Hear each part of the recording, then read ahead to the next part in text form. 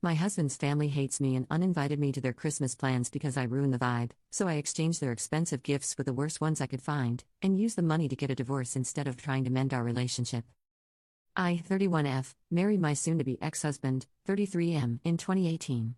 My in-laws never liked me and made it clear. He insisted that they're just putting up a tough exterior and they'll grow to love me. To show how evil they are, one time I joined them for dinner and brought a cake I'd made, because I was always raised to be a gracious guest. When I stepped into the kitchen and offered the cake to his mother as a thank you for inviting me, she took the plate over to the garbage bin, dumped it in, and handed me the plate back. When I told my husband what she did, he confronted her and all of a sudden the crocodile tears started and she claimed she grabbed the plate but didn't get a good grip. I let go too quickly, and it fell to the floor, so of course it had to be thrown away. My sister-in-law confirmed that was what happened. My STBX owned his own business, and they called me a gold digger behind his back.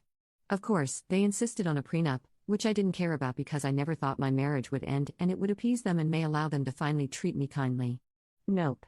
His business failed once COVID hit. We went through his savings and my own trying to keep it afloat. I refused to go into debt to keep it going, so he closed it down. In 2022, he was suffering from really bad depression because he lost his business and couldn't find new work. He suggested we move to his hometown, closer to his family, so he had a larger support network. Against my best judgment, we did. He wanted to only work part-time while he tried to restart his business, so I became the main breadwinner. And as with most wives, I became the person in charge of buying gifts. Stupid old me thought buying them thoughtful, expensive gifts would finally make them see I wanted to be accepted by them. Gifts to us were a couple's gift but clearly for my STBX only. Every holiday was spent with them. Monthly dinners with the whole family. After a year, I realized that if I ever tried to talk or join a conversation, everyone would go quiet, so I just stopped talking when I visited. In early December they finalized plans for Christmas. A few days later my STBX said his family decided they didn't want me to join them for Christmas Eve dinner and Christmas lunch because I ruined the family vibe. I replied, fine, we'll do our own thing instead. My STBX sheepishly looked away and said he was still going to go. I was livid and so disappointed in him. That was the moment I knew my marriage was over. So I returned the presents I had bought for his family. In their place, I got one pair of novelty business socks for Phil, a supermarket brand bottle of shampoo for Mill, the nastiest perfume I could find at the dollar store for Sil. The most expensive gift was a large rawhide bone for Bill and his wife's chihuahua, too big for it to get its jaw around, rendering it useless. I saved about $600 to put on a deposit for a new apartment. My husband come home from Christmas lunch telling me I humiliated him and embarrassed him in front of his family. I asked him why would he think I'd buy nice gifts for people who clearly don't like me and don't want me around? Served divorce papers last week? Remember how he was supposed to be a millionaire by now, so we had that prenup? STBX is not eligible for any of my savings, it was required to keep separate accounts or alimony. He doesn't have money for rent and auto insurance. Not my problem anymore. Some of my friends and family are on my side and proud that I went out in a blaze of glory.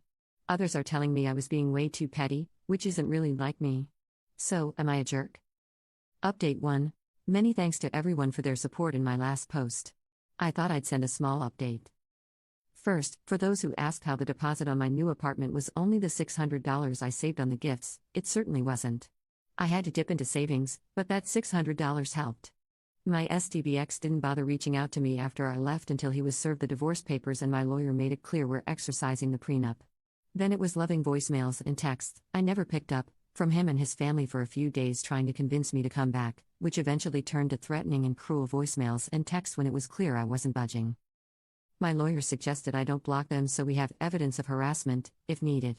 Basically, give them the rope to hang themselves with. But then last night I got call after call from my STBX. Stupidly, I picked it up thinking there was some kind of emergency or something. I barely got hello out when he said, "The rent is a week late."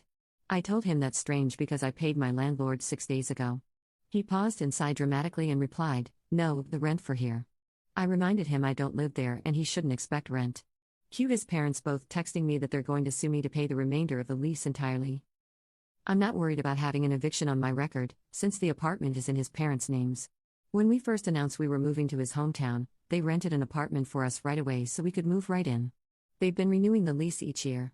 We had to pay his parents and then they write a check to the landlord, who has no idea who STBX and I are, let alone that we live there.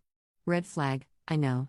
I'm glad I had a few weeks to prep my leaving since they'd probably use the fact that it's their apartment to kick me out immediately.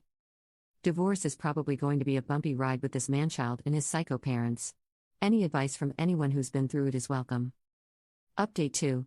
So the people who commented that my soon-to-be former in-laws were probably charging my STBX and me more than the amount on the lease, you called it. And we wouldn't have found out if they weren't so entitled and determined to hurt me.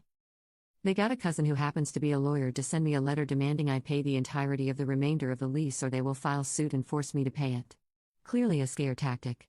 So my lawyer sent a formal request to their lawyer for a copy of the lease, which I've never seen, and a copy of their written agreement with us as subleasees, which doesn't exist. They sent the lease and insisted the sublease agreement was a verbal contract. Not only is subleasing explicitly prohibited, but my mother-in-law and father-in-law had been charging us an extra $200 each month. So we've notified the landlord that I've been living there with my STBX and the leasees were living in their own house throughout the duration of the lease, and sent copies of my driver's license, with the address and over 2 years of bank and credit card statements with the address listed. They were served with a 30-day eviction yesterday, which I know about because Mill left a voicemail about me kicking my STBX out of his home and that she now drives with a baseball bat in her car and she'll be keeping an eye out for me, lol. Obviously, my lawyer's expertise is family law and this was out of her purview, so she referred me to a colleague who focuses on real estate law. We met today to devise a battle plan and I am now suing my mill and Phil for all the money I can prove I transferred for rent for the entirety of the residency there, since the apartment was technically not a legal apartment to rent since they couldn't sublease, no clean hands to rent to us and then sue me. He's not sure how a judge will buy it and it's way beyond my state civil compensation limit, but he's confident that it will scare them and leave them open to settling for just returning the additional $200 from each payment. Which I think is fair, because I did live there with my STBX so I don't think it's right to get all the rent money back. I'm an adult and adults pay rent. And I don't want them to have the satisfaction of saying I'm using the divorce as a windfall. On the STBX front, there's no news there. We will likely need to go to family court for a separation order since he won't agree to the financial details of the separation agreement my lawyer has drafted. My state requires a 1-year separation period before a divorce can be finalized, so this is going to be a long process. A few people ask why he did what he did and if he's offered any kind of explanation or justification. We haven't really talked since he was served. I don't know if he just fell out of love but I was still financially convenient, or if the mask finally lifted, or if it was being so close to his family and them having opportunities to manipulate him. I don't know and I don't care. I don't need closure, I need them all gone. Looking back, making promises during couples counseling and slowly regressing back is enough closure. Knowing he allowed his family to treat me like crap for so long is closure. That final betrayal at Christmas is closure. My focus isn't on figuring it out, it's making sure I'm happy.